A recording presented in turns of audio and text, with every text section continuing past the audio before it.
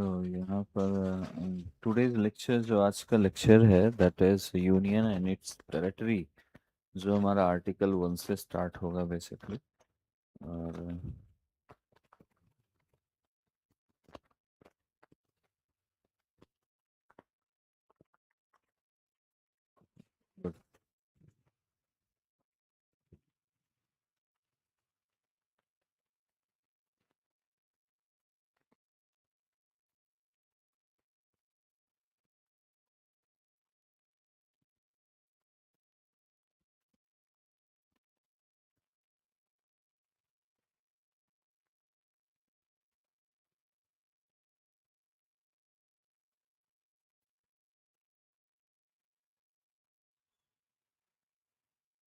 इसके पहले का सारा आपने एक बार रिवीजन कर रखा है। यूनियन एंड इट्स बोलो। ये कि आपका कॉन्स्टिट्यूशन में पार्ट्स हैं हमारे। उन पार्ट्स में से this is the first part. अगर हम बात करें पार्ट 1, एंड ये जो पार्ट है ना, ये पार्ट 1 कितने आर्टिकल के बीच में है? Article 1 to 4। इसके बाद पार्ट 2 स्टार्ट होता है, जो कि हमारा सिटीजनशिप है। आर्टिकल 5 से स्टार्ट होगा, तो हम यहाँ से इसको स्टार्ट करेंगे। यहाँ से इसको देखेंगे और इसको समझेंगे। ओके, तो ये है हमारा।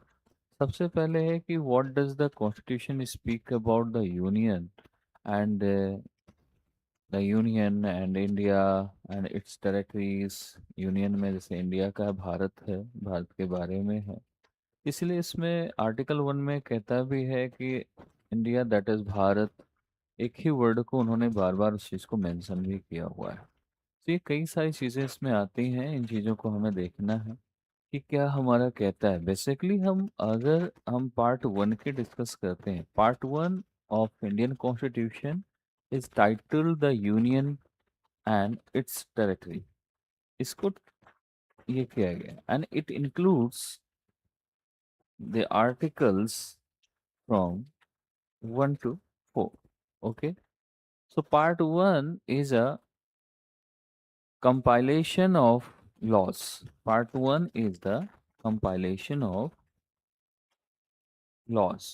किस चीज का लॉस बेटा? इसमें समझना है, लॉस तो है, लेकिन लॉस कैसा loss? Loss pertaining to the Constitution of India, to the Constitution of India as a country, as a country. Good morning, good morning. As country, okay. Country के रूप में जो कॉन्स्टिट्यूशन ऑफ इंडिया के लिए जो law pertaining किया गया है, उसके हिसाब से law pertaining to the constitution of India as a country and the union of states, country and the union of states that it is made of. यानी आप इसमें सिंपल सी बात है कि पार्ट 1 क्या कहता है। Good morning, good morning. Part 1 क्या कह रहा है? पार्ट 1 के अंदर आर्टिकल्स क्या कहते हैं, वो size. Part 1 of the constitution, जैसे already I told you, part 1 of the constitution is titled, titles क्या है उसका? टाइटल्ड क्या है उसका? यूनियन एंड इट्स टेरिटरी, जो कि ऑलरेडी इसका नाम भी है, वही रखा गया है।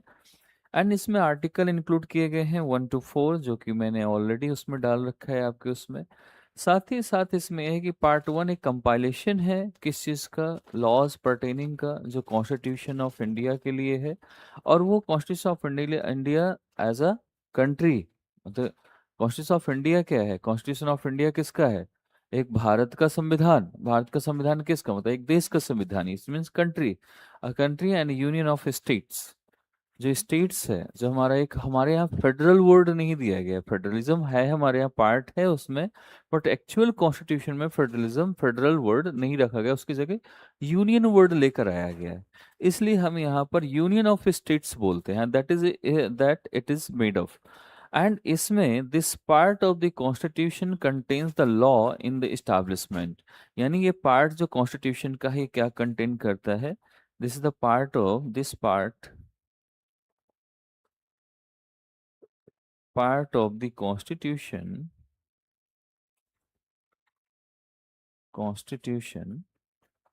कंटेन्स, क्या कंटेन करता है बेटा, कंटेन्स द लॉ। ध्यान से समझना, किसमें, इन the establishment,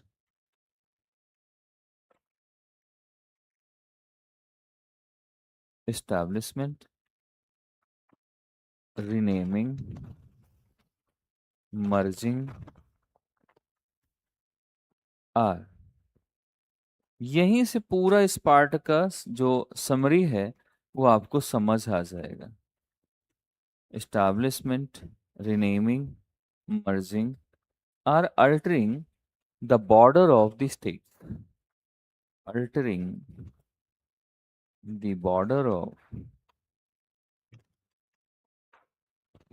of state of the states। अब देखो कितना इजी है इसको समझना, इन चीजों को देखना।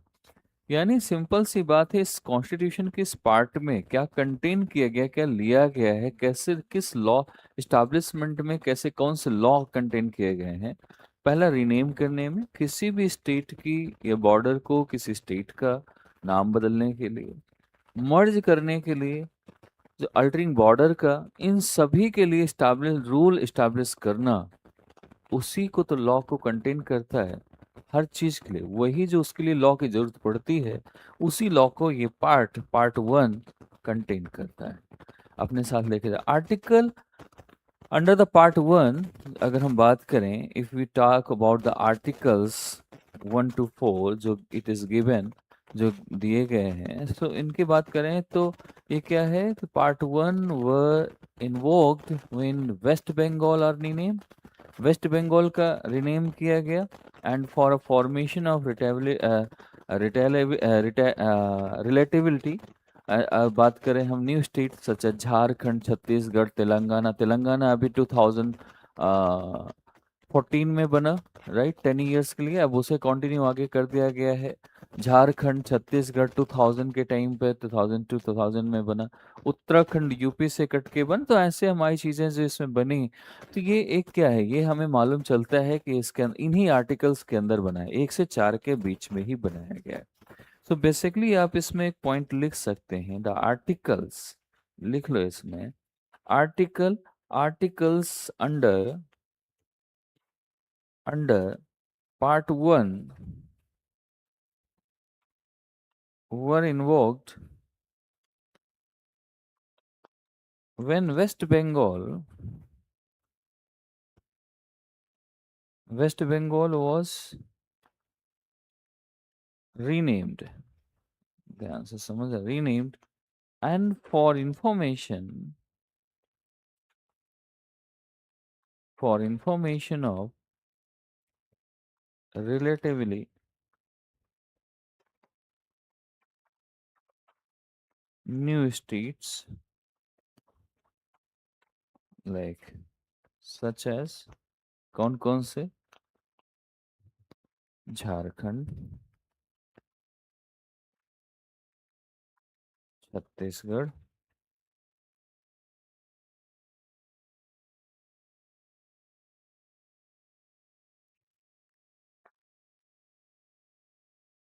Chhattisgarh and Telangana.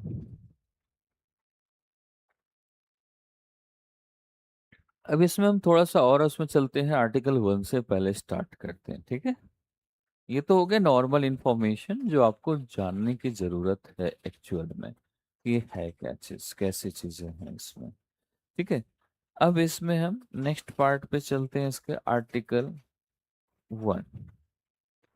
Article 1 that is name and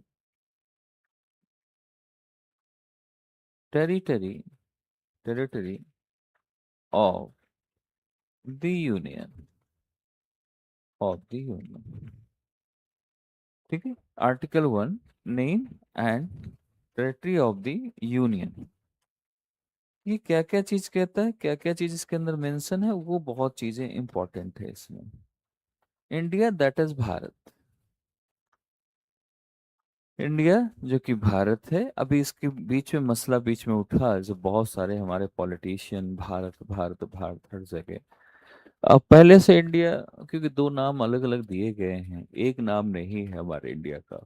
बहुत सारा हिंदुस्तान, भारत, इंडिया, ठीक है, आर्यावर्त, ऐसे करके बहुत सारे नाम है, भारतवर्ष। तो इसमें एक रखा गया कि इंडिया जो कि भारत है, और ये क्या है, एक स्टेट्स का संघ है ये।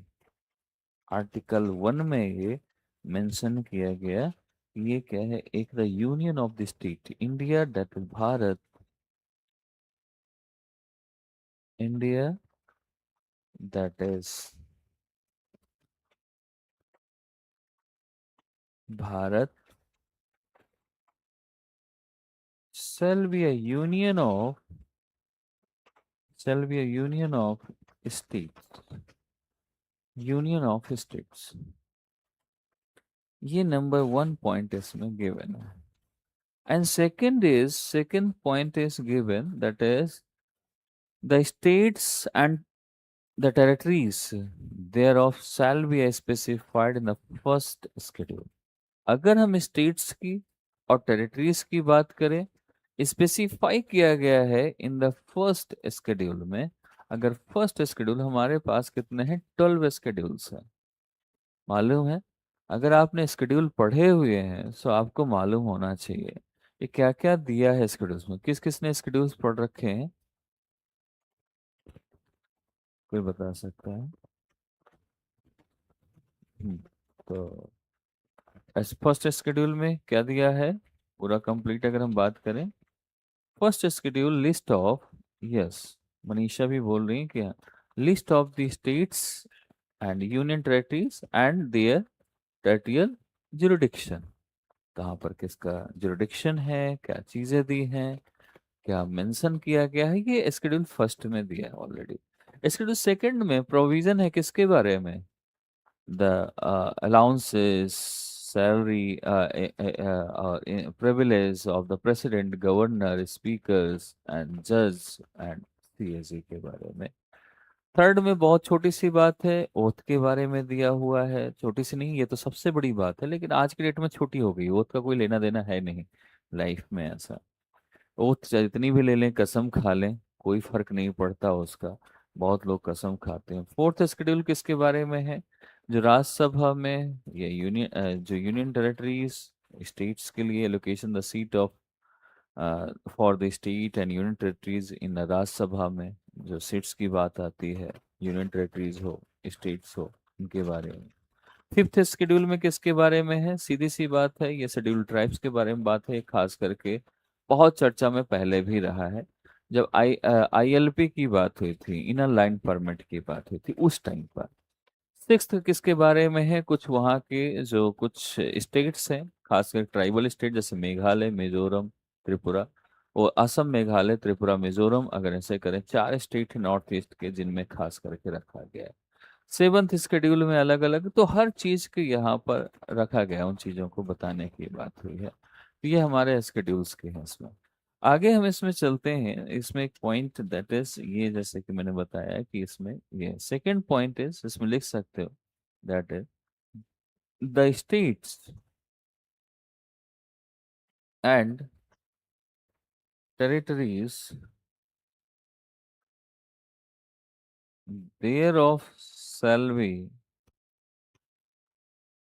specified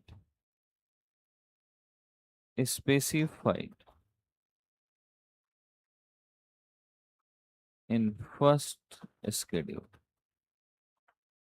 फर्स्ट शेड्यूल में इसे स्पेसिफाइड किया गया है, ठीक है। इसका नेक्स्ट पॉइंट है, नेक्स्ट पॉइंट की अगर हम बात करें, that is the territory of India shall be comprise, the territory of India of India shall be comprised। और इसके बाद next point is union territory specified in the schedule first and such other territories as may be required। अगर हम union territories की खास करके अभी just मैंने फर्स्ट में बताया कि हर चीज के बारे में शेड्यूल फर्स्ट में दिया हुआ है इसके बारे में। ठीक है, तो ये हमारे आर्टिकल्स हैं जो कि हमें इसमें पढ़ने थे, ये आर्टिकल्स के समझ में आ रहा है। इसमें साथ ही साथ ये भी आर्टिकल 1 में कैसे, अगर अक्वायर की बात है, द अदर टेरिटरीज की अगर हम बात करें, एक तो सॉरी नेक्स्ट पॉइंट लिख ही देता हूं मैं, the union territories specified in the first schedule, and next is and such other territories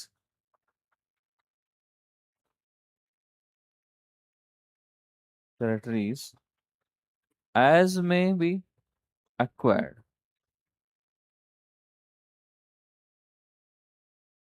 ये तो हमारा आर्टिकल 1 के अंदर मेंशन है, दिया गया है।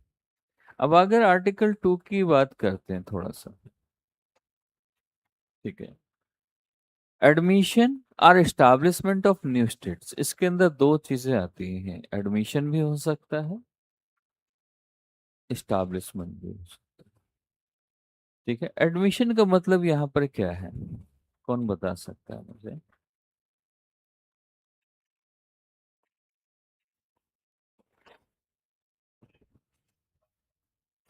राइट, अगर कोई स्टेट, कोई बाहरी स्टेट अगर इंडिया पार्ट बना चाहेगा, हम उसे भारत में एक अपने उसमें नाम दे सकते हैं उसको, और एक नया स्टेट भी हम क्रिएट कर सकते हैं, दोनों चीजें हैं इसमें।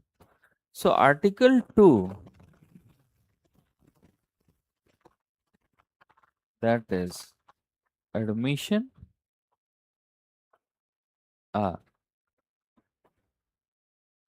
establishment of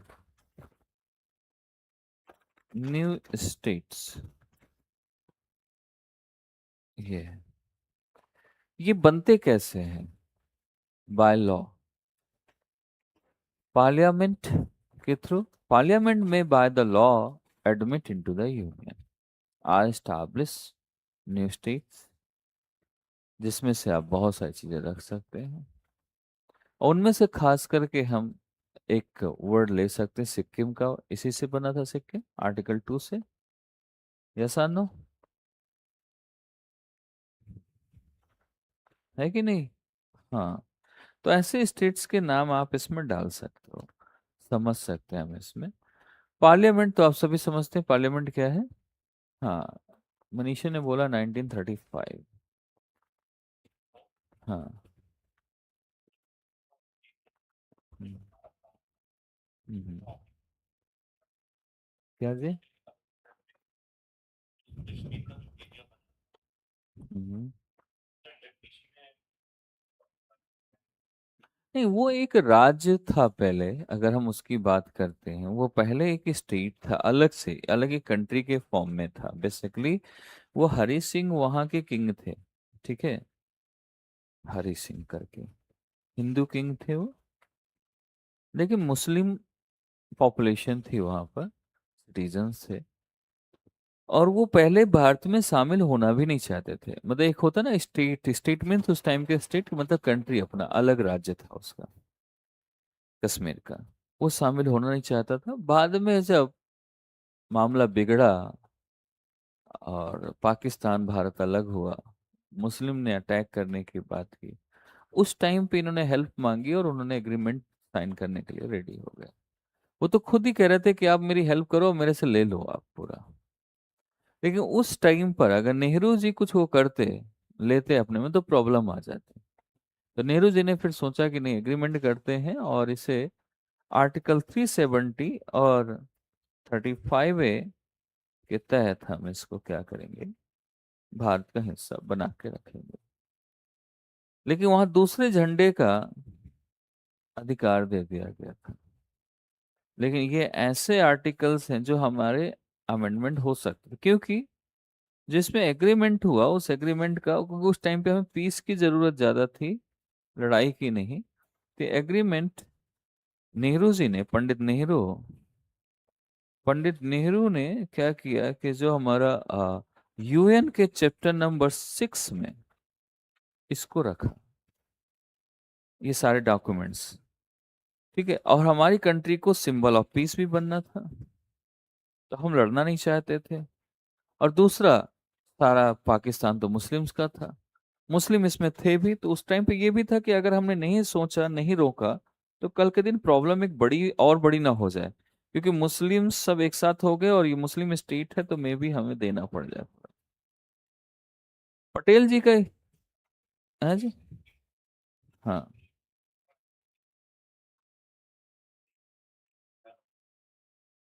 नहीं हिलाना नहीं है, उस टाइम पर तो हम मर्ज कर रहे थे ना। ये मर्ज वाले पार्ट में आ सकता है, लेकिन हम मर्ज किया कहाँ इसको पहले। मर्ज करना चाहते थे, एक्चुअली वो मर्ज नहीं हुआ था। मर्ज तो अब भी एक अलग से हुआ, उसके लिए आर्टिकल अलग बनाया गया था। वहां का इलेक्शन अलग, वहां की चीजें अलग, वहां का सब कुछ अलग था।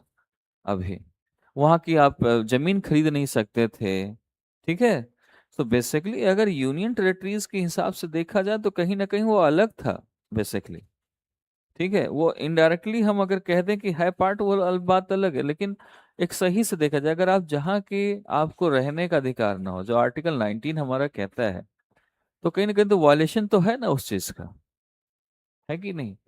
क्योंकि हमारे जितनी भी कंट्री में स्टेट्स हैं, हमें कहीं रोक टोक नहीं है, बट वहां पर था कि आप वहां की लैंड नहीं खरीद सकते, कुछ बिजनेस वैसा नहीं कर सकते, तो बहुत सारी चीजें रिस्ट्रिक्शंस थी। सो उसे हम एक अलग स्टेट के नाम से ही बेसिकली उसको जानने की कोशिश की थी पहले शुरुआती दौर पे।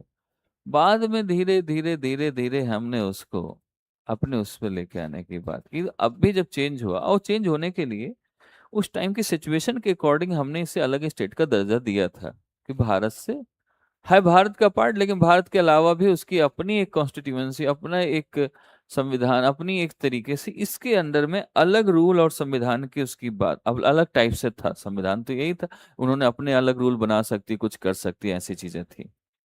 लेकिन उन्हें ये नहीं मालूम था कि आगे चल के ये हट सकता है। उन्हें ये था कि ये कभी नहीं होगा ऐसा, हमारे अधिकार नहीं छीनेंगे, लोग नहीं छीन पाएंगे।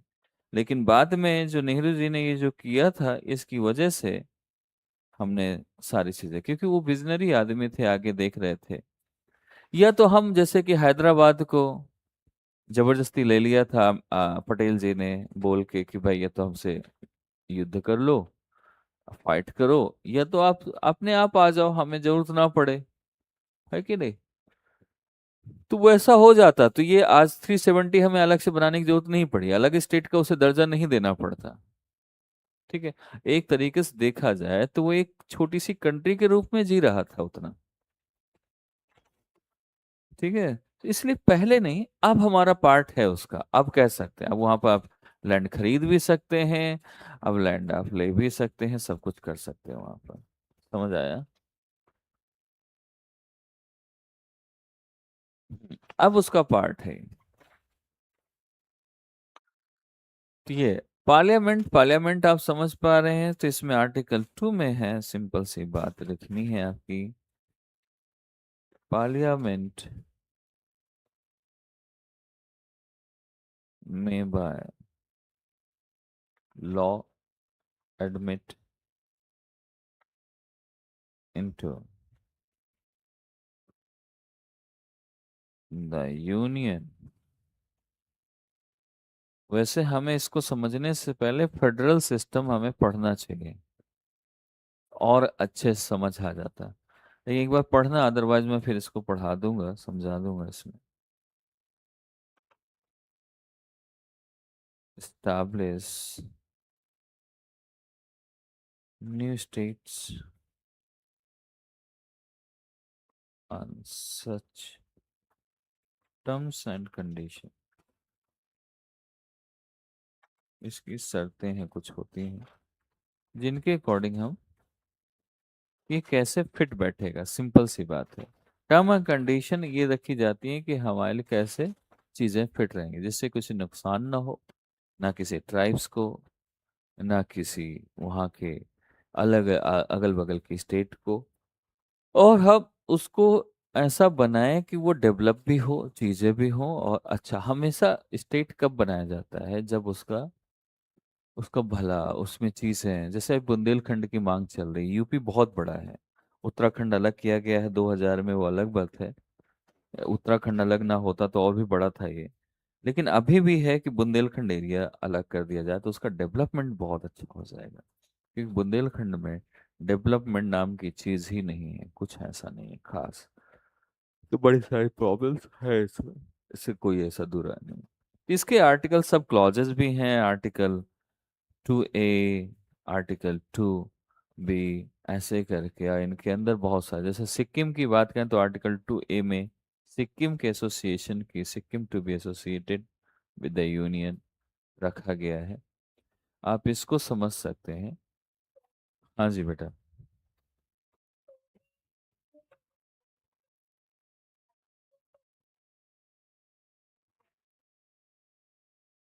देखो यूनियन टेरिटरीज की अगर बात करें, टेरिटरी देखो इसमें कोई भी हो सकता है।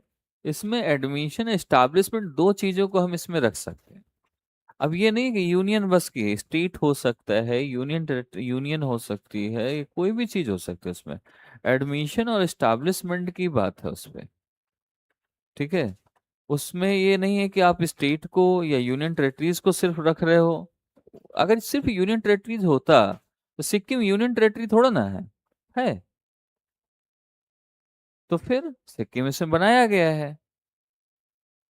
सो चीजें इसमें सिर्फ यूनियन यूनियन टेरिटरीज इसकी बात है ही नहीं, इसमें बात है कोई भी स्टेट हो, चाहे भारत का यूनियन हो, यूनियन हो, स्टेट हो, यूनियन टेरिटरी हो या स्टेट टेरिटरी हो, कोई भी हो, सभी को हम इसमें रख सकते हैं, सभी को हम इसमें समझ सकते हैं। ठीक है।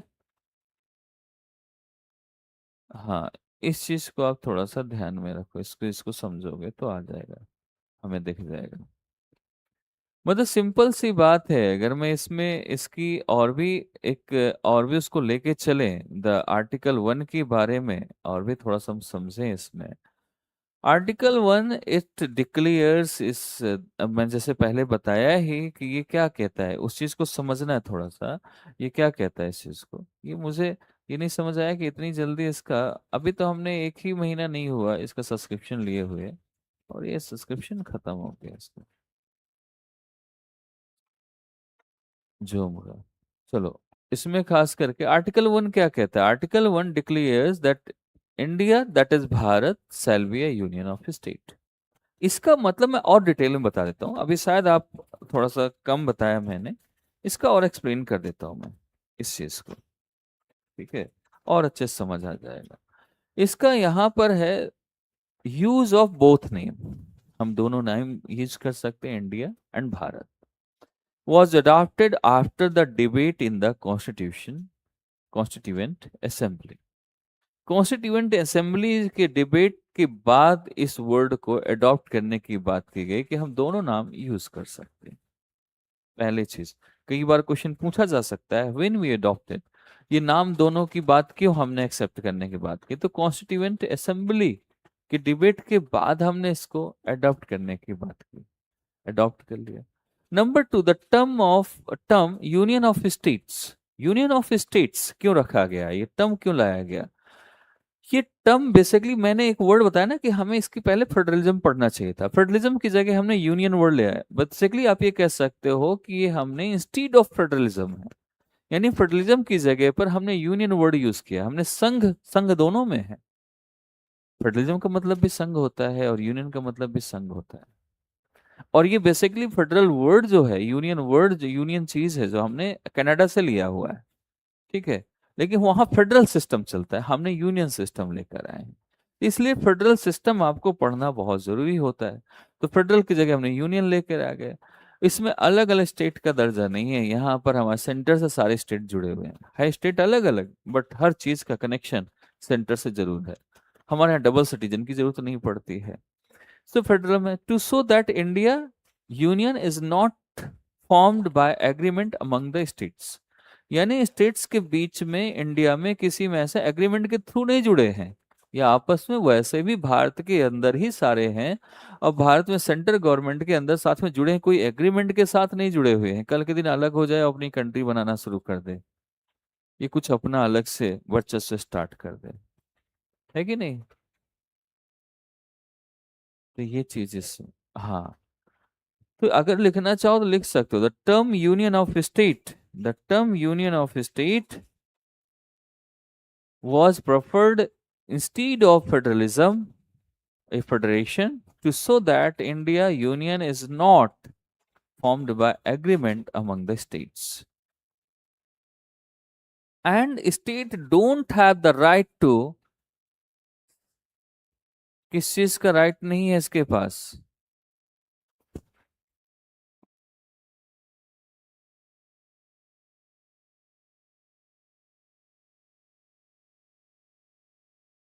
नॉट टू फेडरेशन, किस चीज का राइट नहीं है? और भी अगर हम स्टेट के फेडरेशन का, फेडरेशन अलग चीज होगी, मतलब आप उस पे देखो ना, कि हमारे यहाँ अलग होने का राइट नहीं है ना इसके पास, कि भारत देश से अलग हो जाए। मैं उस लैंग्वेज पे बात कर, क्या जी? हाँ, राइट, यूनियन। तभी तो हमारे यहाँ देख लो, जो जो सेवन्थ शेड्यूल है, आप उसको एक बार कभी पढ़ना ध्यान से। सेवन शेड्यूल में क्या कहा गया? सेवन शेड्यूल में सेपरेशन ऑफ पावर है ना, ये किसी एक से अलग नहीं हो सकता, भारत से अलग नहीं हो सकता। नहीं, इसे हम ये कह सकते हैं कि डाइवर्जेंस इसका नहीं हो सकता है। ओके, डिफर नहीं हो सकता है, डाइवर्जेंस नहीं हो सकता है। तो इसमें एक पॉइंट इसमें डाल सकते हो कि the state don't have right to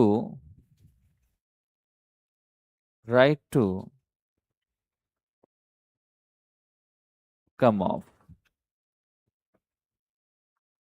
come off, यानी ये अलग नहीं हो सकता। ठीक है, कि हमारे देश से इसका अलग चीजें रहेंगी, कुछ अलग स्टेट के साथ अलग रहेगा, सभी के लिए सेम है। द यूनियन इज, कैसा है हमारा union? indestructible, and state can be reorganized, state reorganize हो सकता है, लेकिन अलग नहीं हो सकता भारत से। यूनियन की बात ये रिफ्लेक्ट करता है क्या चीज, कि हमारा सेंटर है जो वो बहुत स्ट्रांग है।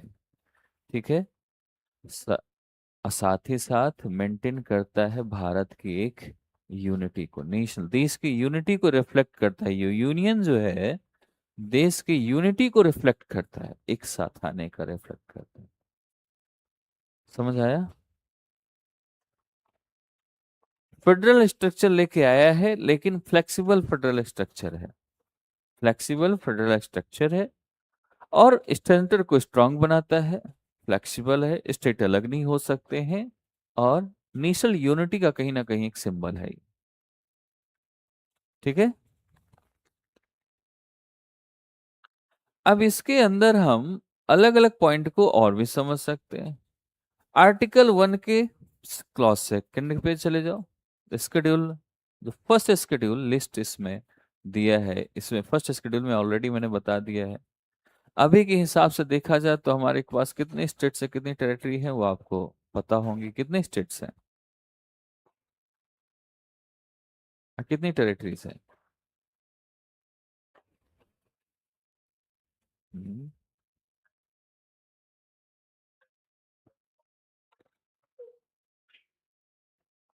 8 union territories,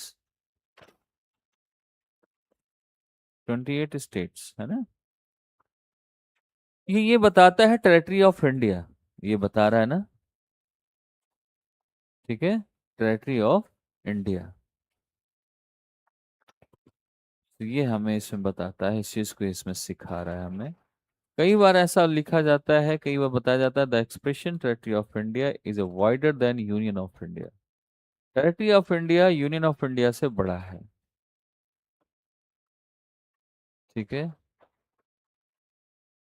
because it includes state, union territories and acquire territories. सारी टेरिटरीज जितनी भी हम जोड़ रहे हैं, एक्वायर कर रहे हैं, उन सभी को भी हम इंक्लूड करते हैं अपने देश के अंदर।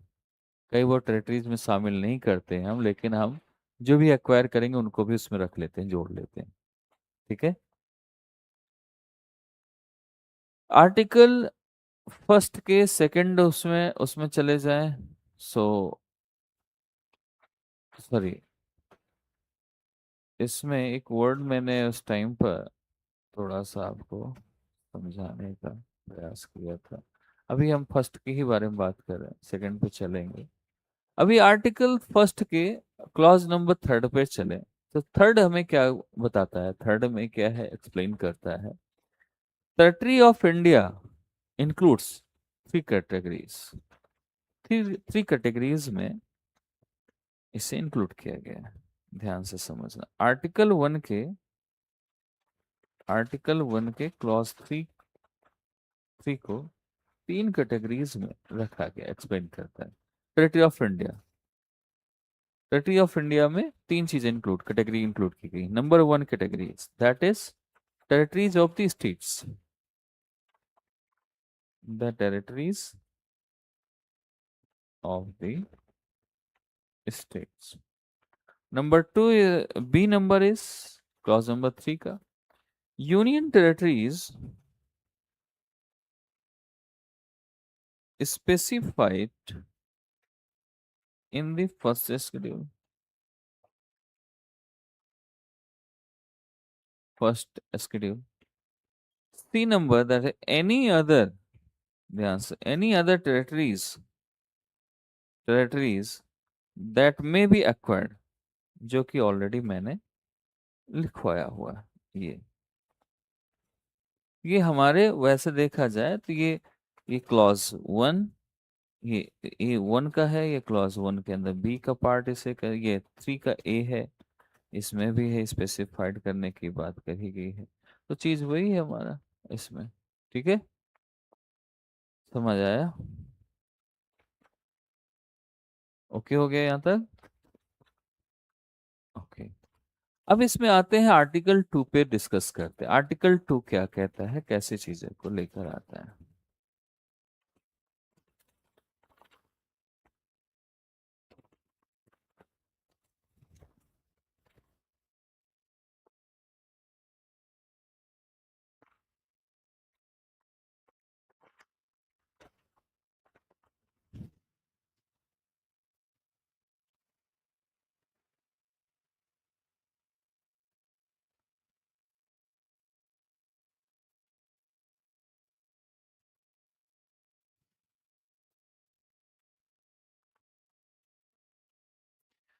Article 2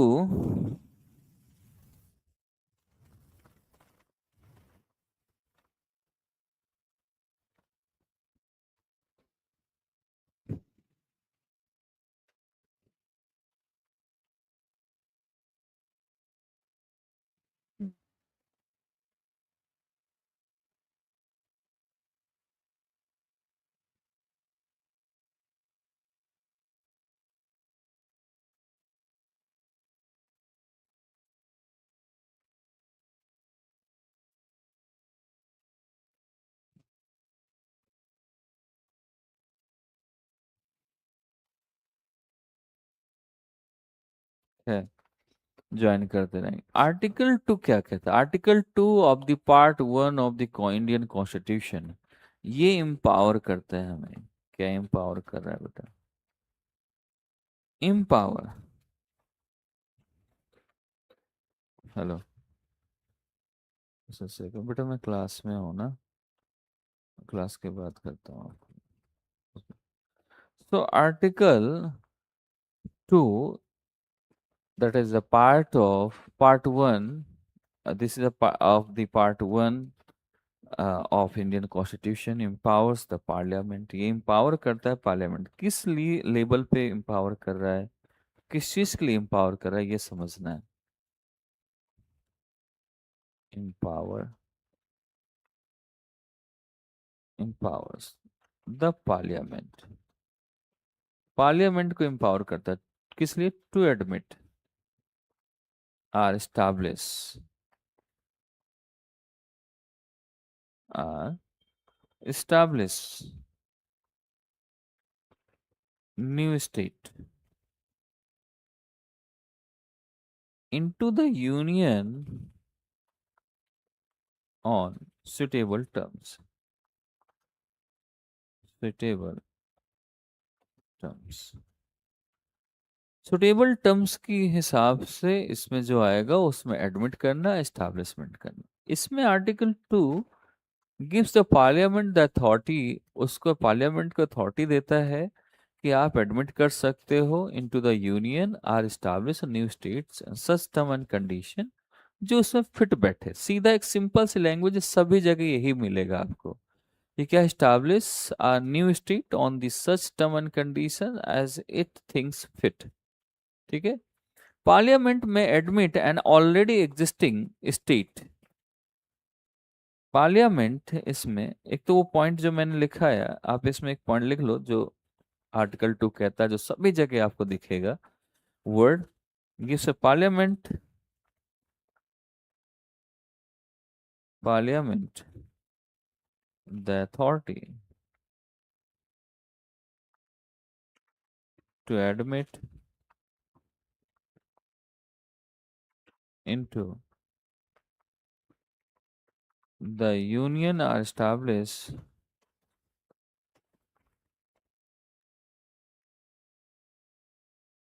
new states on such term and conditions as it thinks fit।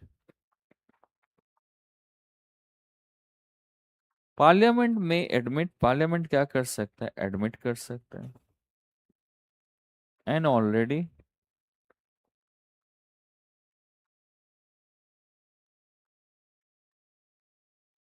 existing states into the union, into the union, or create a complement completely, or create a completely new state। अब इसमें article 2 का ए क्या कहता है?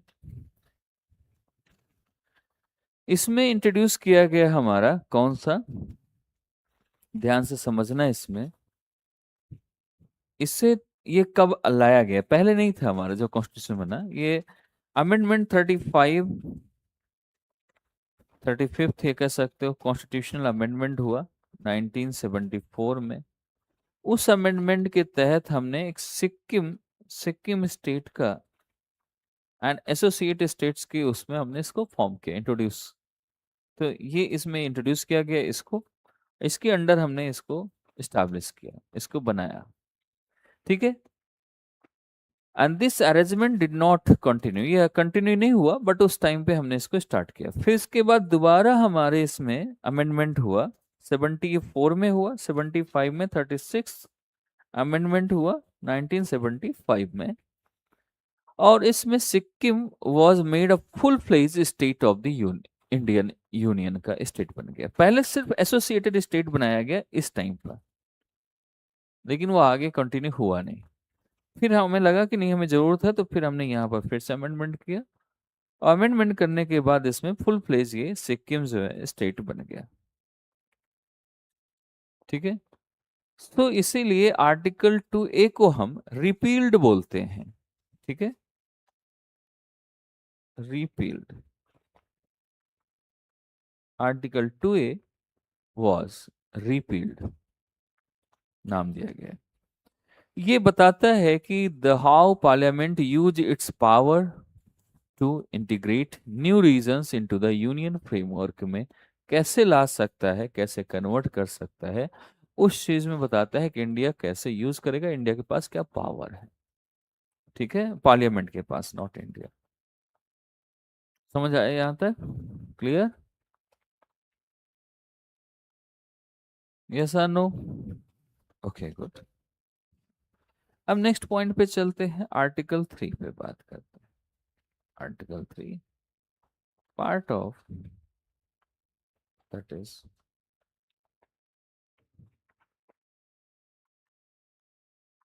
Part 1 of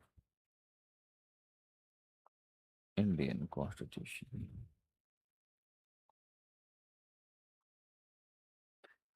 article 3 अगर हम इसके authorise करता है पार्लियामेंट को, ये भी किस चीज के लिए बेटा, कि फॉर्म करे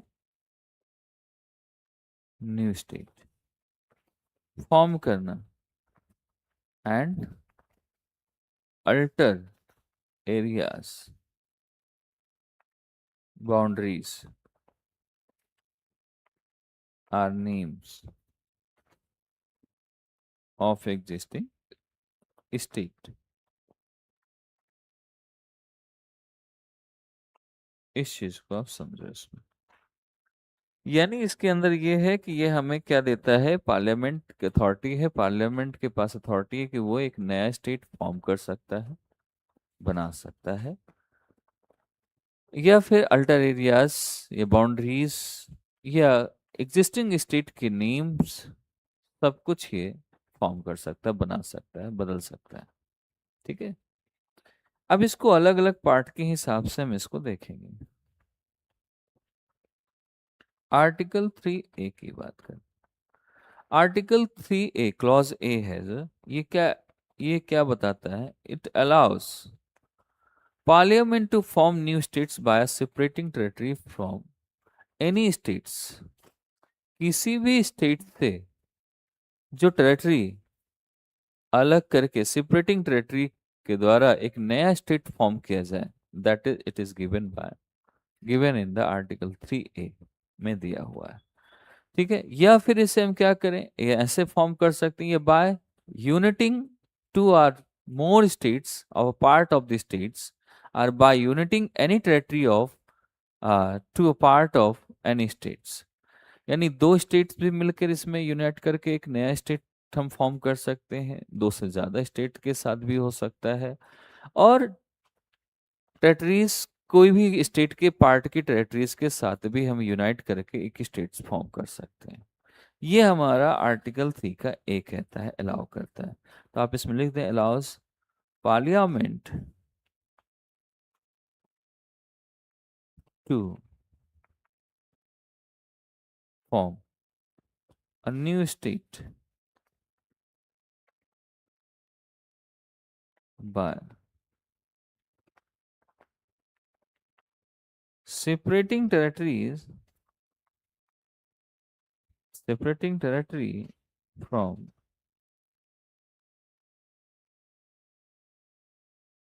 any state uh, by uniting two or more states are part of states are by uniting any territory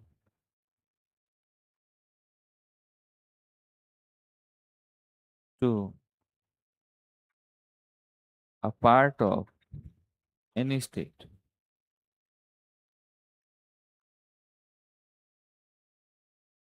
ये हमारा ए में दिया है, आर्टिकल 3 के ए पार्ट में दिया हुआ है। ठीक है, केवल इतनी नहीं, इसके आगे भी हमें चीजों को बहुत पढ़ने की जरूरत रहेगी हमें आगे। केवल इतना नहीं, जो अभी हमने आर्टिकल 370 और 35A की बात की है, इसको भी जब हमारा ये हटाया गया उस टाइम पर, उसके बाद इसके ऊपर भी डिस्कशन बहुत हुआ था। इसको भी हम इसमें डिस्कस करेंगे। ठीक है, भले ही हमें 2 लेक्चर लेने पड़े इसके, लेकिन ये बहुत जरूरी है, आपको हर चीज समझ आएगी अभी आगे बारे में। तो यहाँ तक समझ आ गया। थर्ड आर्टिकल है,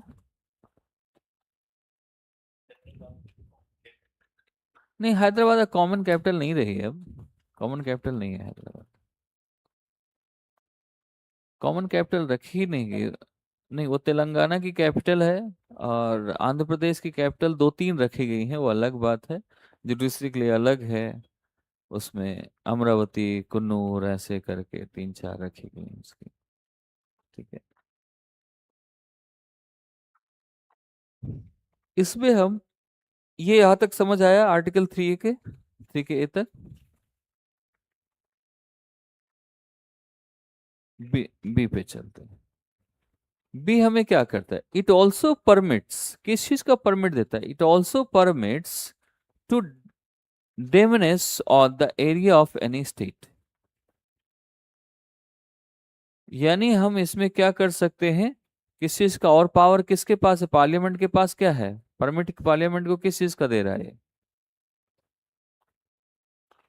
आप इस चीज को समझना है थोड़ा सा, कि किस चीज के बारे में वो कर रहा है, कम भी कर सकता है किसी स्टेट का एरिया, घटा भी सकता है।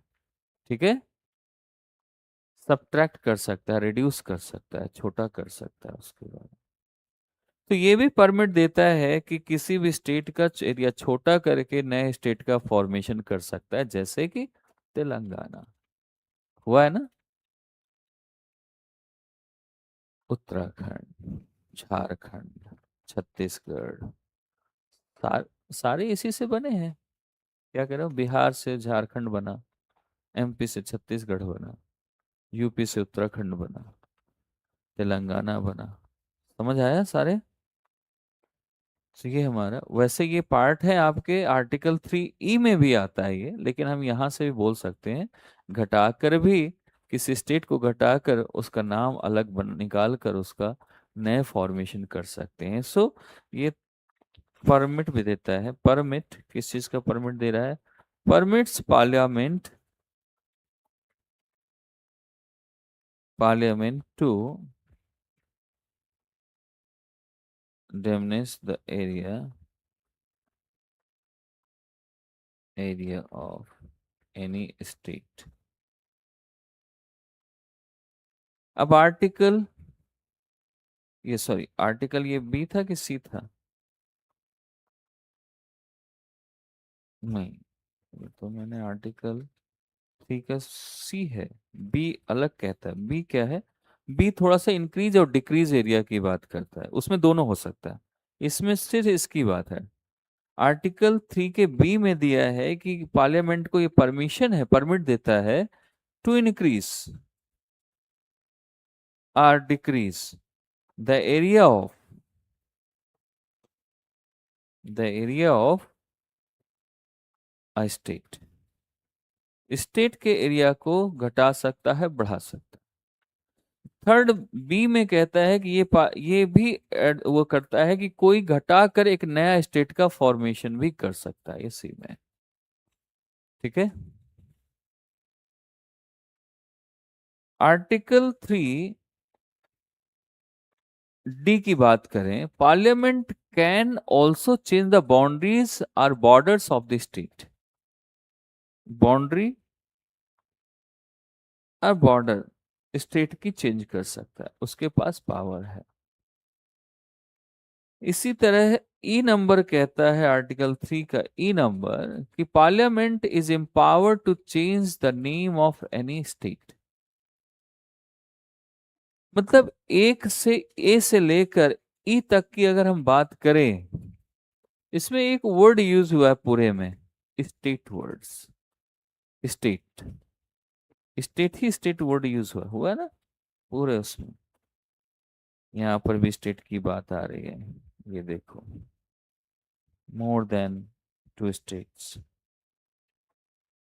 ये स्टेट्स, यहाँ पर स्टेट, यहाँ पर स्टेट, यहाँ पर स्टेट, डी में भी स्टेट, यानी इसमें वर्ड स्टेट की इस यूज किया गया, लेकिन ये नहीं कि सिर्फ इसमें स्टेट है, ये कभी दिमाग में मत लाना। स्टेट वर्ड जरूर यूज किया गया है, but also includes union territories भी इसके अंदर इंक्लूड होती हैं। ठीक है, ये कभी नहीं सोचना है कि सर उसमें पूरे में स्टेट ही यूज हुआ है, यूनियन टेरिटरी की बात नहीं की गई। वो यूनियन टेरिटरी ऑटोमेटिकली उसमें यूज हो रही, इंक्लूड हो रहा है, इस चीज को दिमाग में रखना है। ठीक है। In this provision regarding consultation, state does not include union territories. However, in the provision regarding the consultation, जो कंसल्टेशन की रिगार्डिंग, अगर रिगार्डिंग कंसल्टेशन की बात करें तो स्टेट वहां यूज, स्टेट का वर्ड यूज होगा, not include the union territories, उसमें यूनियन टेरिटरीज इंक्लूड नहीं करते हैं जब कंसल्टेशन की बात होती है। बट इंक्लूड जरूर है उसमें कि जब आपके जो वर्ड इसमें यूज हुआ है, वर्ड इसमें ऑटोमेटिकली मतलब हिडन है वो, लेकिन वो अंडरस्टूड है, उसके अंदर यूनियन टेरिटरी इंक्लूडेड है। कंसल्टेशन में स्टेट की ही बात, स्टेट वर्ड रखेंगे, ना कि हम यूनियन टेरिटरी वर्ड रखेंगे। इस चीज को ध्यान देना, बड़ा कॉम्प्लिकेटेड है इस चीज को सोचना कि हूं, जैसे कि आप है कभी कभार घर में कहते हैं ना कि मैं घर पे हूं कि नहीं हूं, नहीं घर का सदस्य तो हो, लेकिन किसी सजेशन में किसी चीज में आपकी वैल्यू नहीं रखी, आपको दूर रखा जाता है, बात उनसे की जाएगी, मिलेगा आपको सारा कुछ वैसा ही होगा जो बाकी के लोग हो रहा है। अगर बाकी लोगों को बिजनेस कराया जा रहा है तो आपको भी कराया जाएगा, लेकिन डिस्कशन के पार्ट में आपको नहीं रखा जा रहा, कंसल्टेशन में आपके उसमें नहीं रखा जाता, सिर्फ स्टेट वर्ड को रखा जा रहा है। समझ आ रहा है? ठीक है। उसके पीछे लॉजिक है, क्यों ऐसा है? लॉजिक ये है कि यूनियन टेरिटरी सेंटर का पार्ट बन जाता है। ठीक है। तो ऑलरेडी सेंटर उसके बारे में सोच रही है, तो उसका कोई ऐसा है ना, सोचो। तो ये दिमाग लगाना है, क्यों ऐसा नहीं हो रहा, क्यों हम सिर्फ स्टेट की बात, क्योंकि उसमें खुद यूनियन का अपना सारा कुछ है, वो जो चाहेगा कर सकता है, उसमें बदल सकता है, बढ़ा सकता है, घटा सकता है, सारे डिसीजन उसके पास है, सेंटर के पास उसके लिए। इसीलिए स्टेट के अंदर रखा है, अलग से कंसल्ट अगर कोई स्टेट की कंसल्टेशन होगी तो स्टेट की अपनी अलग डिस्प्यूट हो सकती है, यूनियन टेरिटरीज की डिस्प्यूट किस स्टेट के साथ होगी तो सेंटर खुद सॉल्व कर देगा उसको। ठीक है। समझ आया? ने, नेक्स्ट इसी में हमें, this article has been used for renaming state and creating new ones such as Uttarakhand. Example में लिख सकते हो झारखंड, छत्तीसगढ़, तेलंगाना, ऑलरेडी मैंने बताया, आप इन्हें कर सकते हो। ठीक है। एक चीज इसमें खास जो रखना है, जो कई बार हो सकता है आपके प्रीलिम्स से पूछ ले या मेंस में, ऐसा चीज है, अ bill under under the article 3 can be introduced in parliament, parliament में इंट्रोड्यूस हो सकता है, can be introduced in parliament only on the recommendation of the president of the president. State और इनसे रिलेटेड कोई भी ऐसी चीज का कोई बिल होगा, वो प्रेसिडेंट के रिकमेंडेशन पर ही वो पार्लियामेंट में इंट्रोड्यूस किया जाएगा। हाँ। हम्म।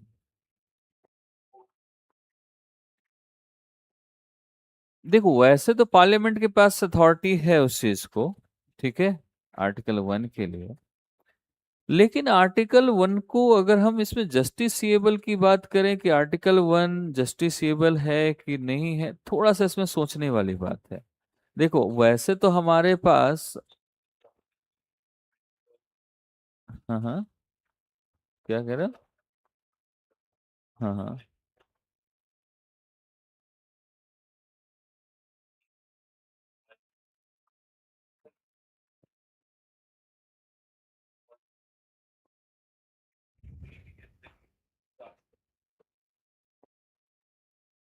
नहीं, ये उसमें लिखा हुआ है, इसकी हम बात कर सकते हैं, समझ सकते हैं।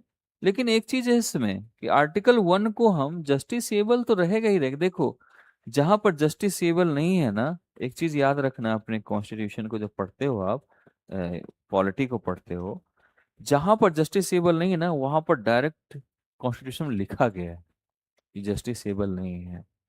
लाइक जैसे कि फंडामेंटल ड्यूटीज, है ना, प्रियम्बल, इनमें लिखा गया साफ साफ जस्टिसेबल नहीं है। अगर जहां नहीं लिखा है, वो सारा का सारा जस्टिसेबल है, ये दिमाग में अपने बैठा लेना है। ठीक है, तो आर्टिकल 1 भी जस्टिसेबल है। ठीक है, because article 1 is the core constitutional provision है। नेशन का नेम, टेरिटरीज, ये छोटी बात थोड़ा ना है। कभी अगर ऐसी बात आएगी तो जस्टिसेबल रहेगा वो। ठीक है।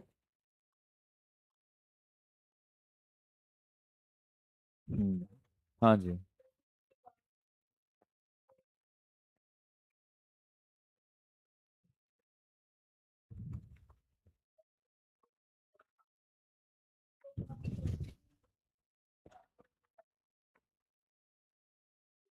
हाँ, देखो उस कॉन्स्टिट्यूएंसी का जैसे एमएलए है, ठीक है, एमपी है, कुछ लोग हैं, और वो आपस में डिस्कशन होता है उनका कि भाई हमें क्या करना चाहिए। हमारे स्टेट में जैसे कि सपोज करो कि सरकार है किसी की, है ना, और उस स्टेट में कोई भी सरकार आ जाए, लेकिन उस स्टेट के कुछ हिस्से में कोई काम ही नहीं कर पा रहा, डेवलपमेंट हो ही नहीं रहा। कुछ एरिया में डेवलपमेंट हो रहा, उधर सरकार का भी ध्यान नहीं जा रहा, और वहां के एमएलए एमपी लड़ते रहते हैं अपने अपने उसके एरिया के लिए, कुछ उसका एरिया का कुछ प्रॉब्लम खत्म ही नहीं हो रहा। इसलिए वो लोग वहां के जो रिप्रेजेंटेटिव है, यानी चाहे वो एमपी हो चाहे एमएलए हो, वो लोकसभा में जाकर और अपने विधानसभा में जाकर, यानी लेजिस्लेटिव असेंबली में जाकर, और मेंबर ऑफ जो पार्लियामेंट है उसमें जाकर, जो राज्यसभा सांसद हैं वो भी उनमें जाकर वो उसकी डिमांड करते हैं कि हमारे एरिया में, हमारा स्टेट का इतना बड़ा एरिया पड़ता है, हमारा इतना, जैसे बुंदेलखंड बहुत बड़ा एरिया है अपने आप में, इतना एरिया है, डेवलपमेंट जीरो है, सरकार वहां ध्यान भी नहीं दे रही। अगर इसे अलग स्टेट का दर्जा मिल जाता है तो हम उसमें इस लेवल पर डेवलपमेंट कर सकते हैं, और वहाँ नीड है, और नंबर ऑफ पीपल इतने हैं, सिटीजन्स हैं उसमें, क्यों नहीं हम कर सकते। तब फिर सरकार उसमें बात सोचती है, करती है, और पहले डिमांड करते कुछ समय के लिए आप डेवलपमेंट करके देखिए तो अलग स्टेट बना के, अगर नहीं ठीक लगे तो आप वापस कर लेंगे हम इसको, फिर वापस होता नहीं है, वो फिर डिजॉल्व नहीं होता है कभी भी। तेलंगाना को देख लो, कोई भी स्टेट को देख लो, कोई ऐसा नहीं हुआ। ठीक है, ये पार्ट बन जाता है इसका। समझ आया?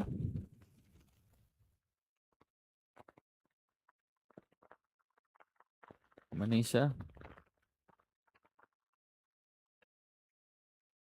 नहीं आया तो बता देना, लेकिन ये यही मामला है इसका।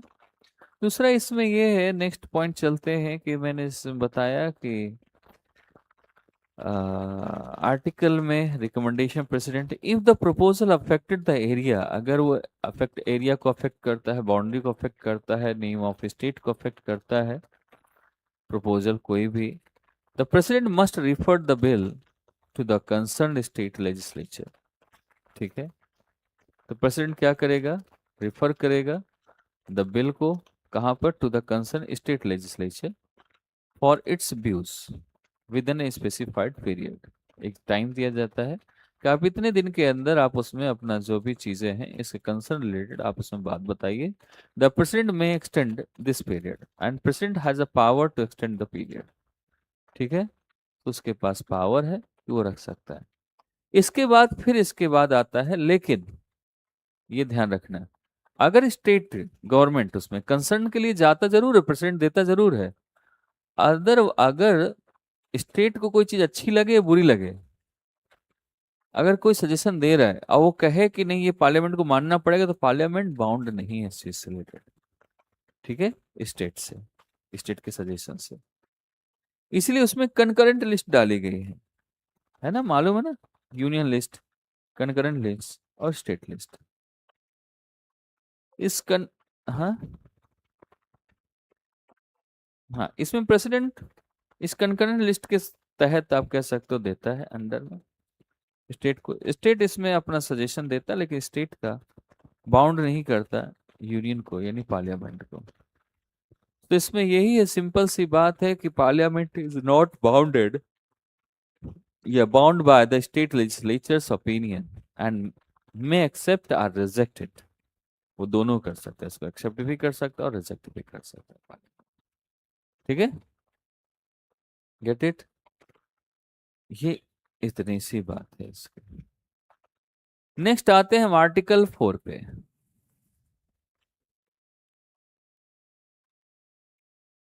आर्टिकल 4, आर्टिकल 4 भी हमारा यही है। आर्टिकल 4 दो चीजों के साथ डील करता है, इसके अंदर दो आर्टिकल दोनों आ जाते हैं, आर्टिकल 2 एंड आर्टिकल 3। ये दोनों का मिक्सचर है, इसके लिए लॉ बनाता है। Article 4A 4(1), article 4(1) clause number 1, ये क्या कहता है? It states that any law made under the article 2 और article 3 must include necessary changes. ध्यान से रखो, लिख लो चाहे इसको। It states that any law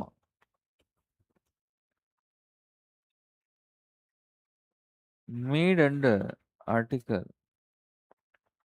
2 or Article 3 must include change,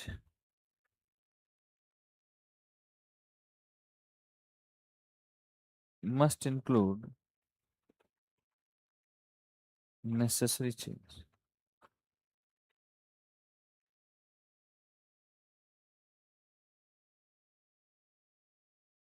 Changes in the first schedule and fourth schedule।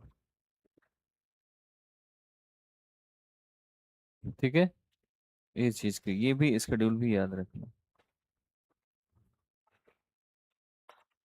First schedule क्या contain करता है आपको मालूम है? Names and territory extents of states and union territories. जबकि आपका जो फोर्थ शेड्यूल है, while the fourth schedule this deals with representation of states, representation of states, states in the council of states,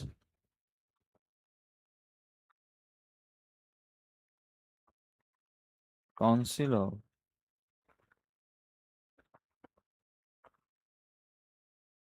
council of states, that is Rajya Sabha,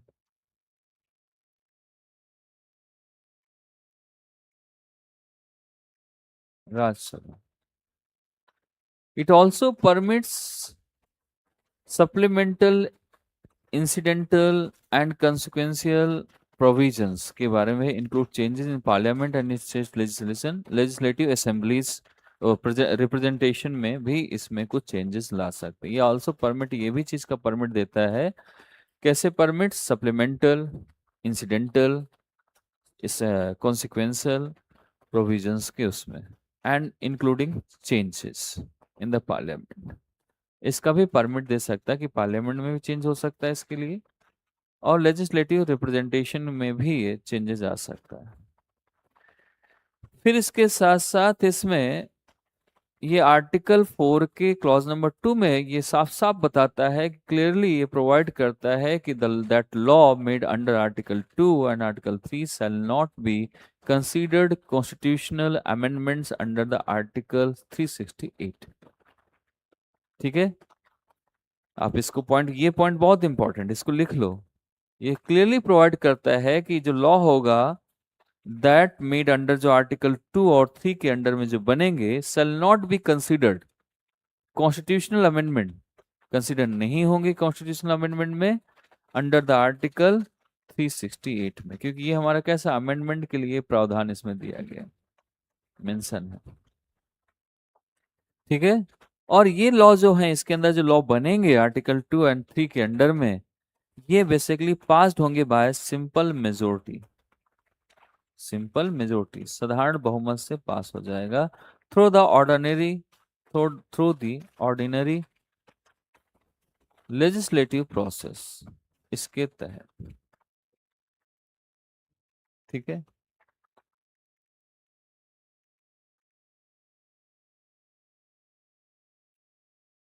This makes the process of reorganization more flexible and practical. This makes the process of reorganization more flexible and practical. And last point is made. This allows, oh, it allows Parliament to respond to the political and administrative needs needs without following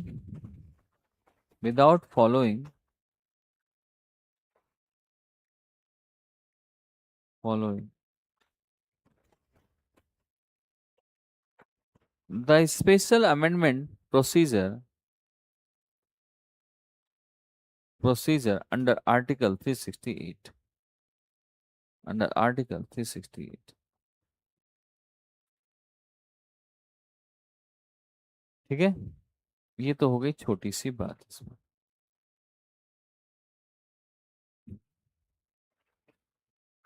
अब इसमें कौन कौन से amendment हुए हैं part 1 में, उन चीजों को हम देख सकते हैं। बहुत सारे अमेंडमेंट हमारे पहले हो चुके हैं इसमें। ठीक है, बहुत सारे कॉन्स्टिट्यूशन अमेंडमेंट हुए हैं जो इन्फ्लुएंस करते हैं स्ट्रक्चर ऑफ पार्ट 1 प्रोविजन को, और उसमें मेजर अमेंडमेंट्स इंक्लूडेड हैं। ठीक है। नंबर 1, 7th कॉन्स्टिट्यूशनल अमेंडमेंट, ये भी इसको इन्फ्लुएंस करता है।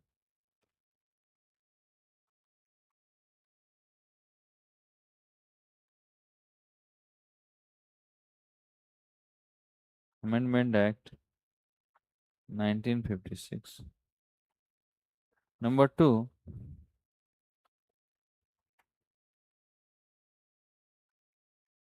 कॉन्स्टिट्यूशन यानी application to Jammu and Kashmir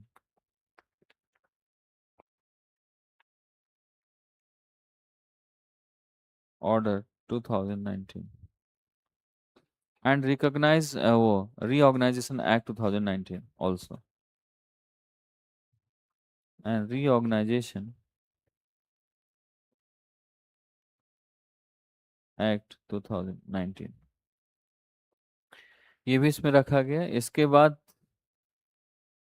Jammu Kashmir की इसकी बात होगी। नेक्स्ट पॉइंट इसमें हम एक बात करें और भी, कि बहुत सारे जैसे बेरूबरी केस हुआ, ये भी पार्ट 1 का ही पार्ट हम कह सकते हैं, आर्टिकल 1 से लेकर 4 के बीच में। ठीक है। और इसके बाद 370 ऑफ द कॉन्स्टिट्यूशन 2023 में इससे डिसीजन रिलेटिंग जो चीजें हुई, आर्टिकल 35A की बात हुई।